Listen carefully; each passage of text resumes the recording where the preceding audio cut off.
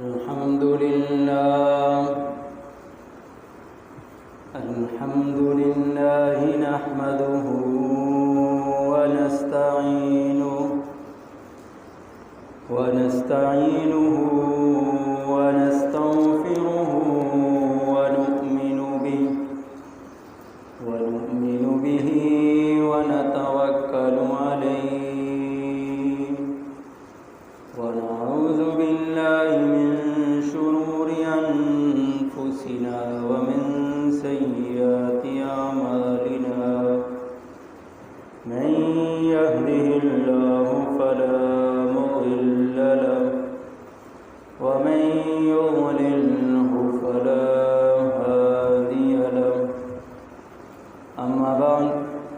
فأعوذ بالله من الشيطان الرجيم بسم الله الرحمن الرحيم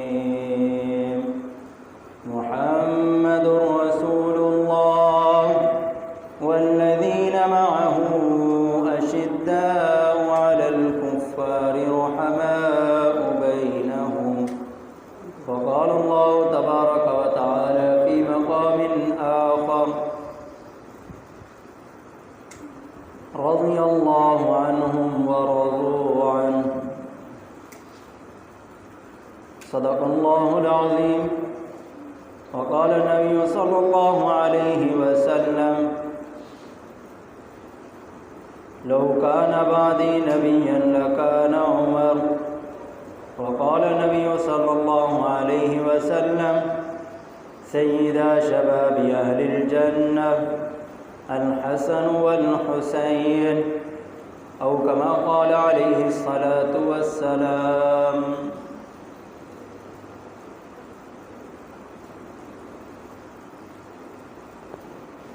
ایک مرتبہ باوضع نماز والا درود پڑھ اللهم صل على محمد وعلى آل محمد كما صليت على إبراهيم وعلى آل إبراهيم إنك حميد مجيد اللهم بارك على محمد وعلى آل محمد كما باركت على إبراهيم وعلى آل إبراهيم إنك حميد مجيد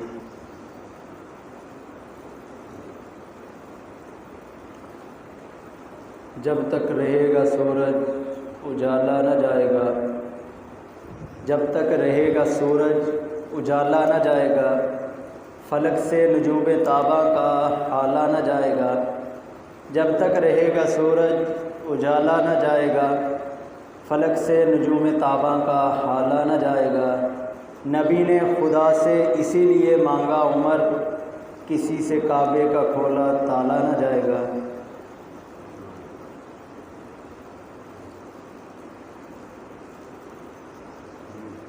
میرے قابل صدر احترام،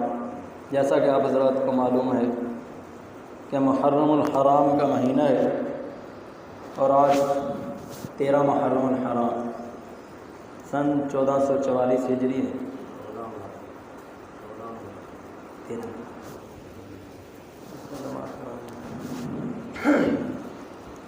13 محرم الحرام ہے اور سن 1444 ہجری ہے۔ محرم الحرام میں بہت سے واقعات رونما ہوئے، جناب رسول اللہ صلی اللہ علیہ وسلم کی آمد سے قبل بھی اور آپ کی آمد کے بعد بھی، لہٰذا میں ان واقعات کو مختصر کروں گا چونکہ وقت کم ہے۔ محرم الحرام کی 1 تاریخ کو سیدنا فاروق اعظم رضی اللہ تعالیٰ عنہ کا یوم شہادت ہے۔ حضرت فاروق اعظم رضی اللہ تعالیٰ وہ شخصیت ہیں جسے اللہ تعالیٰ نے خود حضور اقدس صلی اللہ علیہ وآلہ وسلم کی دعا پر عطا فرمایا۔ جناب رسول اللہ صلی اللہ علیہ وسلم نے حضرت سیدنا صدیق اکبر کو اسلام کی دعوت دی، انہوں نے اسلام قبول کر لیا۔ تمام صحابہ کو اسلام کی دعوت دیتے رہے، صحابہ نے اسلام قبول کیا، لیکن ایک دفعہ حضور اقدس صلی اللہ علیہ وآلہ وسلم آپ علماء سے سنتے رہتے، رات کا وقت تھا، کعبے کی طرف تشریف لائے، کعبے کے پاس پہنچے تو عثمان بن طلحہ کعبے کے دروازے کو تالا لگا رہا تھا۔ فرمایا کہ مجھے نماز پڑھنے دے۔ عثمان بن طلحہ نے کہا کہ نماز نہیں پڑھنے دوں گا، اب وقت ختم ہو چکا ہے، لہٰذا میں اب گھر جا رہا ہوں، صبح آ کر تالا کھولنا، اس لیے آپ کو نماز پڑھنے کی اجازت نہیں ہے۔ حضور اقدس صلی اللہ علیہ وسلم نے ارشاد فرمایا کہ عثمان چابی مجھے دے دے، میں تالا لگا کر چلا جاؤں گا، صبح سب سے پہلے آ کر تالا کھولوں گا۔ عثمان بن طلحہ نے کہا ایسا نہیں ہو سکتا۔ حضور اقدس صلی اللہ علیہ وسلم نے ارشاد فرمایا کہ عثمان ایک دن ایسا آئے گا جہاں تم کھڑا ہے میں کھڑا ہوں گا، اور جہاں میں کھڑا ہوں وہاں تم کھڑا ہوگا، اور کعبے کی چابی میرے ہاتھ میں ہوگی۔ عثمان بن طلحہ نے ایسا جملہ کہا کہ حضور اقدس صلی اللہ علیہ وآلہ وسلم کے دل کو تکلیف ہوئی، کہنے لگا کہ کوئی مکے میں ساتھ بٹھانے کو تو تیار نہیں ہے اور کعبے کا متولی بننے کی خواہش رکھتا ہے۔ حضور اقدس صلی اللہ علیہ وآلہ وسلم وہ ذات جن کے لیے اللہ تعالیٰ نے کون و مکان، آسمان زمین، تمام جن و بشر مخلوق کو پیدا کیا، تمام دنیا کو وجود بخشا۔ حضور اقدس صلی اللہ علیہ وآلہ وسلم کو کہہ رہا ہے کہ تم کعبے کے متولی بننے کی خواہش رکھتا ہے، کوئی مکے میں تجھے ساتھ بٹھانے کو تیار نہیں ہے۔ حضور اقدس صلی اللہ علیہ وآلہ وسلم نے اس وقت کعبے کا غلاف پکڑ کر ایک دعا مانگی کہ یا اللہ اللہم اعز الاسلام والمسلمین بعمر بن الخطاب او بعمر بن الحشام او کما قال علیہ۔ حضور اقدس صلی اللہ علیہ وسلم نے دعا مانگی کہ یا اللہ اگر تو اسلام کو عزت دینا چاہتا ہے،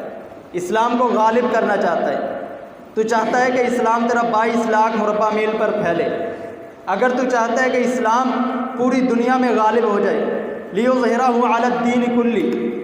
اسلام کو غالب کرنا چاہتا ہے، تو نے اسلام کو نازل ہی اس لیے کیا ہے کہ اسلام غالب کیا جائے۔ اب اس کے لیے میں تجھ سے ایک دعا مانگ رہا ہوں، یا اللہ اگر تو ایسا چاہتا ہے تو مجھے عمر بن خطاب عطا فرما یا عمر بن حشام۔ عمر بن حشام ابو جہل کا نام تھا۔ ان دونوں میں سے کوئی ایک، دونوں طاقتور انسان ہیں، دونوں میں سے کوئی ایک مجھے دے دے، اسلام کی جولی میں ڈال دے تاکہ اسلام غالب ہو سکے، اسلام بلند ہو سکے، اسلام مضبوط ہو سکے۔ توجہ رکھو یار،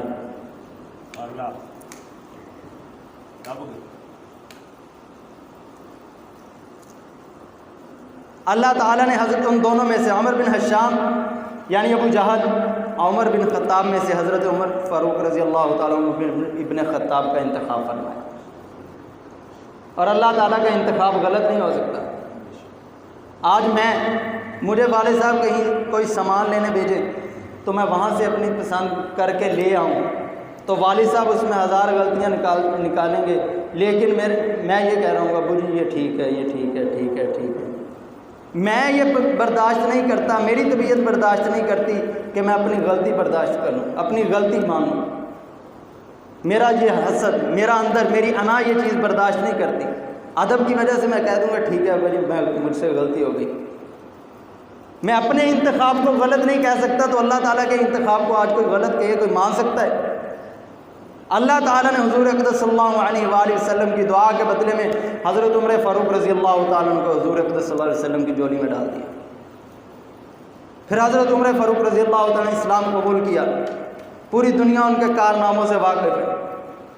کوئی جان کر نہ جاننے کی کوشش کرے اس کا الگ مسئلہ ہے، اس کا یہ عقل خراب ہے، لیکن حضرت عمر فاروق رضی اللہ تعالیٰ عنہ کی شان صرف قرآن میں نہیں، تورات و زبور اس میں بڑی پڑی ہے۔ انجیل میں حضرت عمر فاروق رضی اللہ تعالیٰ عنہ جب بیت المقدس کی طرف سفر کیا نا، سفر کے لیے تیار ہوئے، نکلے اکیلے، نکلنے لگے تو صحابہ کرام نے حضرت اما عائشہ رضی اللہ تعالیٰ عنہ سے عرض کی کہ اماں جان آپ ہم میں سے بڑی ہیں،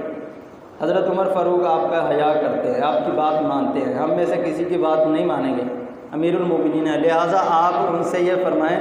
کہ وہ جو 17 پیوند لگے ہوئے ہیں جس کرتے کو، وہ کرتا اتار دیں اور کوئی نیا کرتا، شاہی کرتا پہن کر جائیں امیر المومنین۔ اگر شاہی کرتا نہیں پہنتے کم از کم وہ پیوند والا کرتا اتار کر جائیں، وہ بیت المقدس کو لینے کے لیے جا رہے ہیں، بیت المقدس کو اسلامی سلطنت کا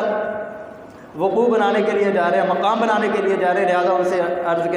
کہیں کہ وہ کرتا اتار دے، کرتا چینج کر۔ حضرت عمر فاروق رضی اللہ عنہ نے حضرت اما عائشہ کے کہنے پر کرتا تو چینج کر لیا، تھوڑی دور گئے پھر واپس آ گئے، فرمایا کہ میری طبیعت یہ پسند نہیں کر رہی کہ میں یہ کرتا پہنوں، لہٰذا اس میں پسینہ بھی جذب نہیں ہو رہا، لہٰذا میں جس کو 17 پیوند لگے وہی کرتا پہنوں گا۔ وہ کرتا اتارا، وہ 17 پیوند جس کرتے کو لگے ہوئے تھے وہی کرتا سے وطن کر لیا۔ اب سفر کے لیے روانہ ہوئے، ساتھ غلام اسلم ہے، غلام ہے جو حضرت فاروق اعظم رضی اللہ تعالیٰ کا غلام ہے۔ تھوڑی دور گئے، حضرت فاروق اعظم سواری پر سوار تھے،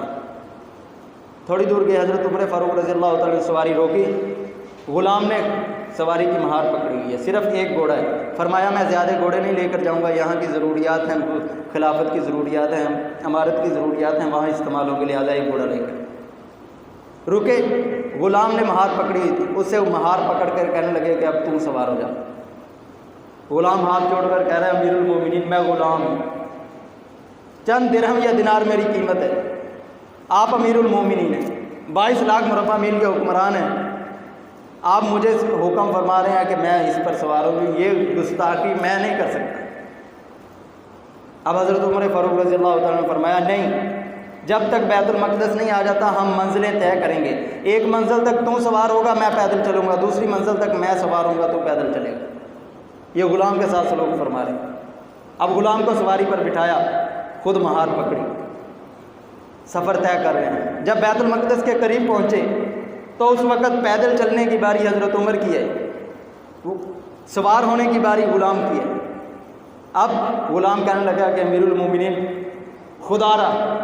بیت المقدس آ گیا ہے، یہاں یہودی نصرانی عیسائی سب موجود ہیں، وہ سب دیکھ کر کیا کہیں گے ایک غلام سواری پر بیٹھا ہے، میری بے عزتی کیا کرو، آپ کی عزت بچا رہا ہوں،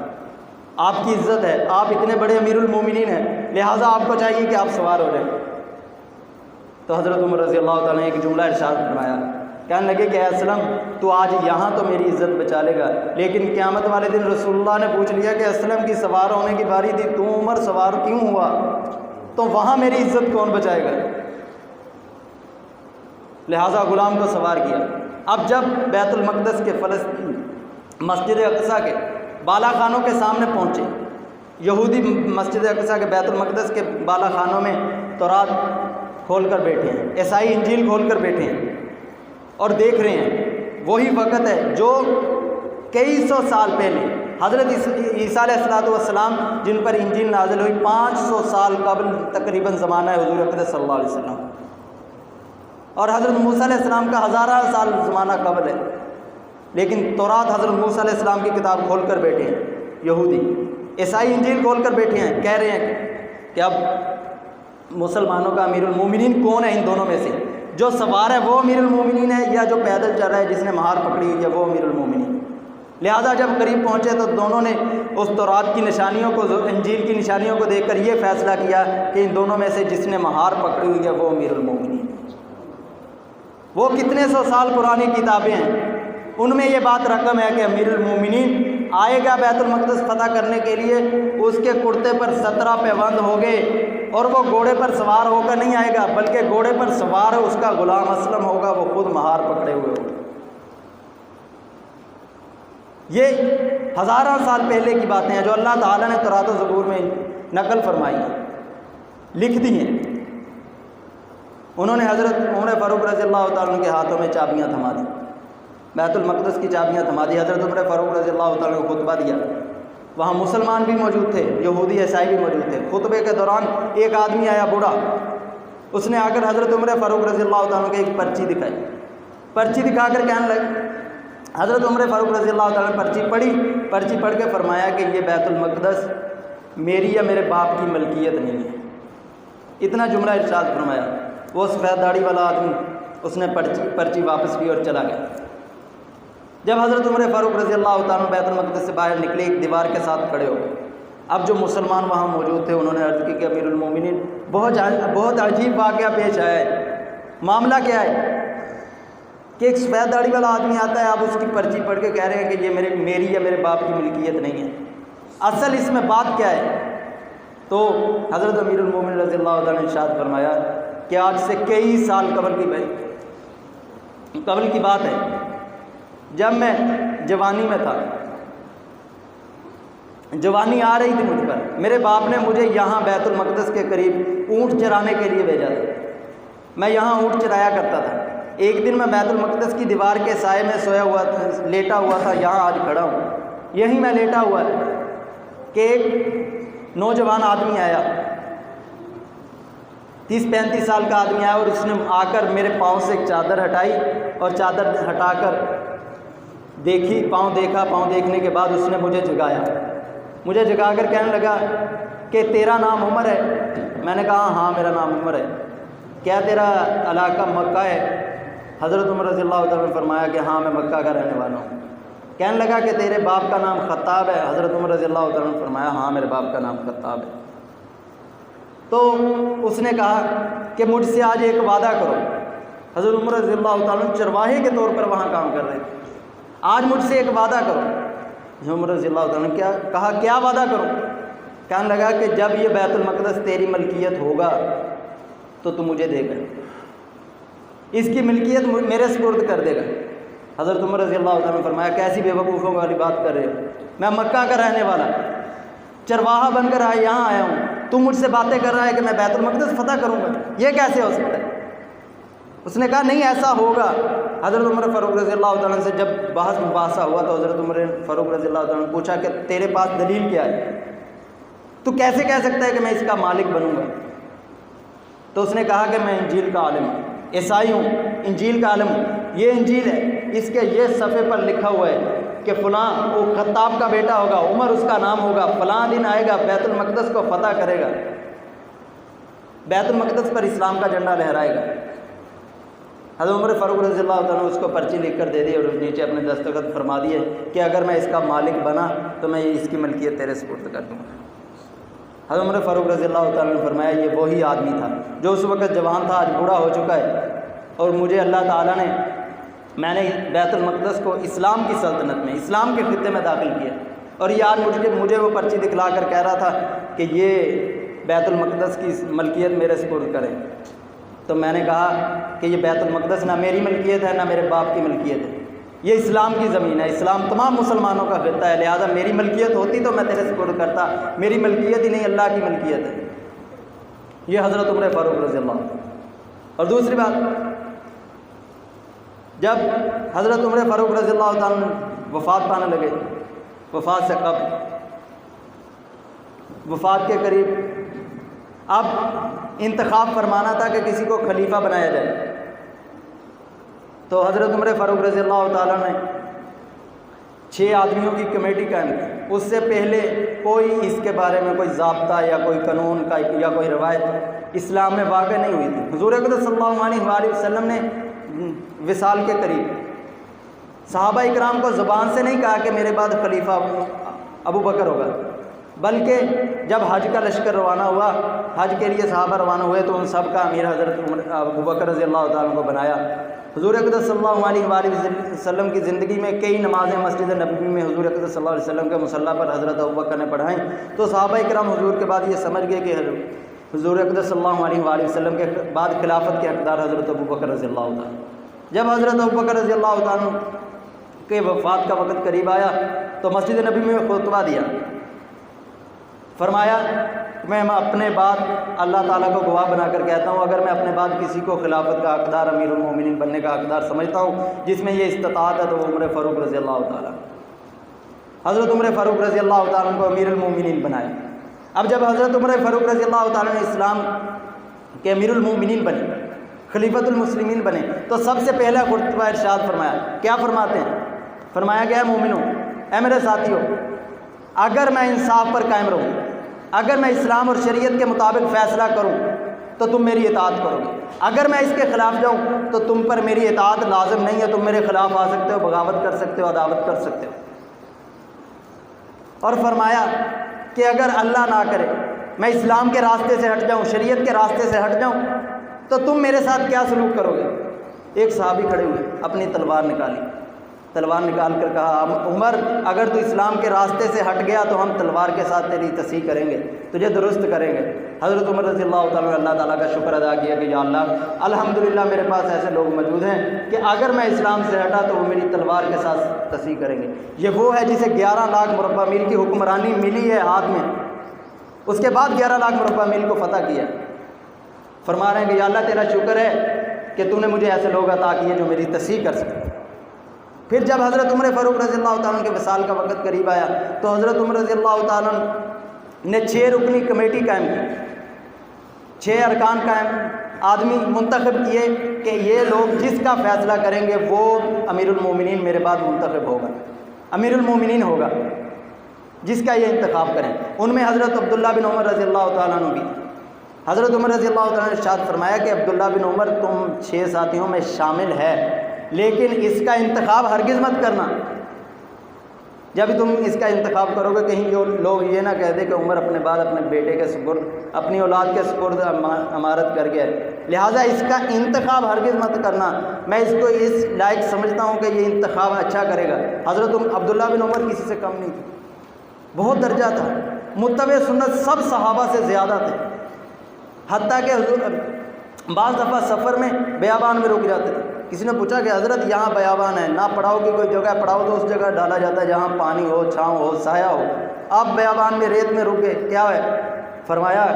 کہ یہاں حضور اقدس صلی اللہ علیہ وسلم رکے تھے، لہٰذا میں بھی یہاں رکے۔ ایسی سنت کی اتباع کرنے والے تھے۔ حضرت عمر رضی اللہ تعالیٰ نے فرمایا ان کا انتخاب مت کریں، لہٰذا ان 6 آدمیوں نے حضرت عثمان کو منتخب کیا۔ ان کے بعد سلسلہ چلتا رہا۔ حضرت حسین رضی اللہ تعالیٰ کا زمانہ آیا، اس سے پہلے حضرت امیر المومنین حضرت معاویہ رضی اللہ تعالیٰ امیر المومنین 22 سال تک رہے۔ اسی دوران حضرت امیر معاویہ نے اپنا بیٹا یزید اس کو گورنر بنا کر بھیجا شام کا۔ شام اس وقت ایک خطہ تھا۔ یزید، اب بات غور سے سننا ذرا، اس کو شام میں گورنر بنا کر بھیجا۔ اس نے وہاں انتظام قائم کیا، منظم کیا علاقے کو، وہاں سلطنت کا گورنر کی حیثیت سے کام کیا، اور وہاں کے لوگ ان سے بہت خوش تھے۔ جب حضرت معاویہ رضی اللہ تعالیٰ کی وصال کا وقت قریب آیا، مرض الوفات میں آیا، تو انہوں نے شام والے لوگوں نے خط لکھا، اہل کوفہ نے خط لکھا، وہیں والے لوگوں نے جو اس خطے کے باسی تھے، انہوں نے خط یہ لکھا کہ امیر المومنین معاویہ رضی اللہ تعالیٰ، اگر آپ اپنے بعد یزید کو اپنا امیر المومنین منتخب کرتے ہیں تو ہم اس امارت کے ساتھ ہیں، خلافت کے ساتھ ہیں، مسلمانوں کے ساتھ کھڑے ہیں، صحابہ کرام کے ساتھ ہیں۔ اگر اپنے بعد اگر یزید کو منتخب نہیں کرتے تو ہم آپ سے بغاوت کریں گے، ہم الگ ہو جائیں گے۔ تو اب یہ ایک بڑا مسئلہ پیدا ہوا۔ تو حضرت امیر معاویہ رضی اللہ تعالیٰ نے اپنے ارکان سے، جو اس وقت حکومتی ارکان سے، ان سب سے مشورہ کیا کہ کیا رائے دی ہے۔ سب نے رائے یہی دی کہ ابھی تک یزید میں کوئی خلاف شریعت، خلاف اسلام کام واضح نہیں ظاہر نہیں ہوا، لہٰذا اگر اس کا انتخاب فرمائے تو کوئی اس میں شرعی رکاوٹ کی کوئی نہیں ہے، وہ متبع شریعت ہے، متبع اسلام ہے، متبع سنت ہے، لہٰذا اس کا انتخاب فرمائے۔ حضرت یزید کا انتخاب کر دیا حضرت امیر معاویہ نے۔ اب جب یزید تخت نشین ہو گیا، حضرت امیر معاویہ کا وصال ہوا، تو اس کے بعد یہ نہیں کہ نمازیں چھوڑنے لگا، نمازیں چھوڑنے نہیں لگا، بلکہ نماز تاخیر کے ساتھ پڑھنے لگا۔ جس طرح عصر کی نماز، وہ شکار کا عادی تھا، شکار کے لیے نکل جاتا تھا، نماز کی پرواہ نہیں کرتا تھا، لیکن نماز مغرب کے وقت کے شروع ہونے سے پہلے، قضا کرنے سے پہلے پڑھ لیتا تھا۔ صرف یہ خامی واقعہ ہوئی کہ مسلمان اس کے خلاف ہو۔ وہ امیر المومنین تھا، 64 لاکھ مربع میل کی حکمرانی حضرت امیر معاویہ نے اس کے سپرد کی۔ صرف نماز میں تاخیر کی وجہ سے صحابہ کرام اس کے خلاف ہو گئے، حضرت حسین رضی اللہ تعالیٰ اس کے خلاف ہو گئے، وگرنہ حضرت حسین رضی اللہ تعالیٰ نے حضرت امیر معاویہ کی بھی اطاعت کی، اس کے بعد یزید کی بھی اطاعت کرتے رہے جب تک متبع سنت رہا۔ آج ہماری نمازیں دیکھ لیں اور ہمارا انتخاب دیکھیں، ہم ان لوگوں کو منتخب کرتے ہیں جن کو نماز پڑھنا تو دور کی بات، نماز زبانی آتی بھی نہیں ہے، نماز پڑھانے کی نوبت آ جائے نماز پڑھا بھی نہیں سکتے، سورۃ اخلاص نہیں آتی، لہٰذا اپنے انتخاب کو غور فرمائیں۔ حضرت حسین رضی اللہ تعالیٰ کے جب یہ اعمال دیکھے، کوفے والوں نے حضرت حسین کو خط لکھے کہ یزید متبع سنت نہیں رہا، متبع شریعت نہیں رہا، لہٰذا اس سے حکومت چھینی جائے، آپ تخت نشین ہو، ہم آپ کی اطاعت کریں گے۔ جب یہ خط پہنچے تو حضرت حسین رضی اللہ تعالیٰ اپنی فیملی کے ساتھ، اپنے اہل و عیال کے ساتھ روانہ ہوئے۔ صحابہ کرام نے عرض کی کہ حضرت حسین آپ اپنے اہل و عیال کو مت لے کر جائیں کہ وہاں کوئی ہنگامہ ہو سکتا ہے۔ فرمایا کہ میں جاؤں گا، وہاں میرے ساتھ میرے سپاہی، میرے محبت والے لوگ، محبین ہوں گے، اگر وہاں کوئی ہنگامہ ہوا وہ تو شہید ہو جائیں گے، میرے بارے میں کیا سوچیں گے کہ اپنے اہل و عیال کو پیچھے چھوڑ کر آیا تھا اور ہمیں یہاں مروا دیا، اس لیے اپنے اہل و عیال کو لے کر چلے، 2 سال کے بچے تک سب کو لے کر اپنے ساتھ گئے۔ وہاں جو واقعہ ہوا، کربلا کا واقعہ پیش آیا، آپ سب لوگ جانتے ہیں۔ لہٰذا ان کے ساتھ جنگ ہوئی، حضرت حسین رضی اللہ تعالیٰ نے جام شہادت نوش فرمایا اور نماز کی حالت میں نوش فرمایا، اور نماز ایسی کہ اللہ تعالیٰ نے شہید جب شہادت اللہ تعالیٰ کے سامنے پیش ہوتا ہے تو اس وقت شہادت کی تکلیف نہیں ہوتی، اللہ تعالیٰ خود اپنا چہرہ اس کے سامنے ظاہر فرما دیتے ہیں، اسے شہادت کی اپنی گردن کٹنے کی، اپنی جسم کے اعضاء کٹنے کی تکلیف محسوس ہی نہیں ہوتی، حتیٰ کہ جنت میں بھی تمنا کرے گا کہ یا اللہ مجھے 100 بار زندگی دے، 100 بار میں تیرے راستے میں شہید ہوں، جو مزہ شہادت میں تھا وہ مزہ تیری جنت میں نہیں ہے۔ حضرت حسین رضی اللہ تعالیٰ پھر سجدے کی حالت میں شہادت موجود، شہادت کا جام کیا۔ آج ہماری نمازیں کیسی ہیں؟ ہمیں غور کرنا چاہیے، زندگی کے جو دنیاوی برے خیالات وہ ہمیں صرف نماز میں آئیں گے۔ جس طرح ایک مرتبہ امام صاحب کو نماز کے دوران یہ شبہ پیدا ہو گیا کہ نماز کی رکعتیں 4 ہوئی ہیں یا 3 ہوئی ہیں۔ اب سب نمازی حضرات بحث کر رہے ہیں کہ نماز کی رکعتیں 3 ہوئی ہیں یا 4 ہوئی ہیں۔ اسی دوران ایک پیچھے سے آدمی بولا کہ 3 رکعتیں ہوئی ہیں، 3 رکعتیں ہوئی ہیں۔ تو اس سے پوچھا تیرے پاس تو کیسے کہہ سکتا ہے اتنے یقین کے ساتھ کہ 3 رکعتیں ہوئی ہیں؟ وہ کہتا ہے میری 4 دکانیں ہیں، میں 4 رکعتوں میں 4 دکانوں کا حساب کر لیتا ہوں، آج میری 3 دکانوں کا حساب ہوا، لہٰذا 3 رکعتیں ہوئی۔ آج ہماری نمازیں ایسی ہیں، یقیناً ایسی ہیں، میں بھی شامل ہوں، لہٰذا اپنی نمازوں پر غور کریں۔ ہم صرف حاضری لگوانے آتے ہیں۔ حضرت حسین رضی اللہ تعالیٰ نے کربلا کے میدان میں 10 محرم الحرام کو یہی واقعہ ہمیں ہمارے لیے یہ سنت چھوڑ کر گئے ہیں کہ نماز کیسی پڑھنی ہے، لہذا اپنی نماز کو درست کیجئے، اپنے اعمال کو درست کیجئے۔ جس طرح حضرت فاروق و حسین رضی اللہ تعالیٰ نے اپنی زندگیاں گزاری ہیں اسلام کی اتباع کرتے ہوئے، شریعت کی اتباع کرتے ہوئے، اسی طرح اپنی زندگی کو گزارنے کی کوشش کیجئے تو اللہ تعالیٰ ہمیں انہی کے ساتھ کھڑا کریں گے۔ ایک آدمی آیا، اس نے صحابی تھے، حضور اقدس صلی اللہ علیہ وسلم سے آ کر عرض کی کہ یا رسول اللہ متی الساعہ، قیامت کب قائم ہوگی؟ رسول اللہ صلی اللہ علیہ وسلم نماز کا وقت تھا، نماز پڑھائی۔ صحابہ اکرام حضور کے چہرہ شناس تھے، چہرہ دیکھ کر پڑھ لیتے تھے کہ حضور اقدس صلی اللہ علیہ وسلم کو یہ بات اچھی لگی ہے یا بری لگی ہے۔ جب نماز کے بعد حضور اقدس صلی اللہ علیہ وسلم کا چہرہ دیکھا تو صحابہ اکرام محسوس کر رہے ہیں کہ حضور اقدس صلی اللہ علیہ وسلم کو یہ بات پسندیدہ نہیں ہوئی، پسند نہیں کی، آپ کو اچھی نہیں لگی۔ اب صحابہ اکرام، وہ صحابی جس نے سوال کیا تھا وہ خود اپنی اندر شرمندہ ہو رہا ہے، یار میں نے کیوں سوال کیا۔ حضور اقدس صلی اللہ علیہ وسلم نے ارشاد فرمایا کہ نماز سے پہلے کس نے سوال کیا تھا متی الساعہ، قیامت کب قائم ہوگی؟ تو وہ صحابی کھڑے ہوئے کہ یا رسول اللہ میں نے سوال کیا تھا۔ اب آپ نے پوچھا کہ تیرے پاس اعمال کیا ہیں، تیرے پاس اعمال کیا ہیں کہ تو قیامت کے بارے میں پوچھ رہا ہے، اتنا ہولناک منظر ہے۔ تو صحابی نے عرض کی یا رسول اللہ میرے پاس زیادہ نمازیں نہیں ہیں، روزہ نہیں ہے، زکوٰۃ نہیں ہے، میں نے حج نہیں کیے، لیکن میرے پاس احب اللہ و رسولہ، میں اللہ اور اس کے رسول سے محبت کرتا ہوں۔ تو حضور صلی اللہ علیہ وسلم نے ارشاد فرمایا المرء مع من احب، کہ وہ وہی اس کے ساتھ ہوگا، وہ اسی کے ساتھ ہوگا جس کے ساتھ وہ محبت کرے گا، یعنی قیامت میں اس کا حشر اسی کے ساتھ ہوگا جس کے ساتھ وہ محبت کرتا ہوگا۔ حضرت انس بن مالک حضور اقدس صلی اللہ علیہ وسلم کے 10 سال تک بچپن سے حضور اقدس صلی اللہ علیہ وسلم کے خادم رہے، فرماتے ہیں کہ اسلام لانے کے بعد اسلام کی خوشی ہوئی، اس کے بعد سب سے زیادہ جو ہمیں خوشی ہوئی، جس جملے پر، جس ارشاد پر، جس موقع پر ہمیں خوشی ہوئی وہ یہ موقع تھا جب آپ نے ارشاد فرمایا المرء مع من احب، کہ وہ وہی اس کے ساتھ ہوگا جس کے ساتھ اس نے محبت کی ہوگی۔ کہ آج ہم حضور اقدس صلی اللہ علیہ وسلم سے محبت کرنے والے ہیں، اللہ سے محبت کرنے والے ہیں، حضور اقدس صلی اللہ علیہ وسلم کے صحابہ سے محبت کرنے والے ہیں، عمر و فاروق سے، حسین و علی سے ہم محبت کرنے والے ہیں، لہٰذا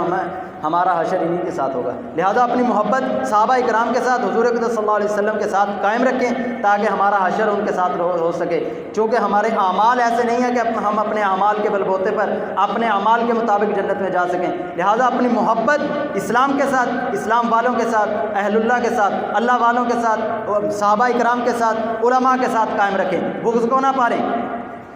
بغض صرف کفر کا، اور کفر اس کے عقیدے کا بغض،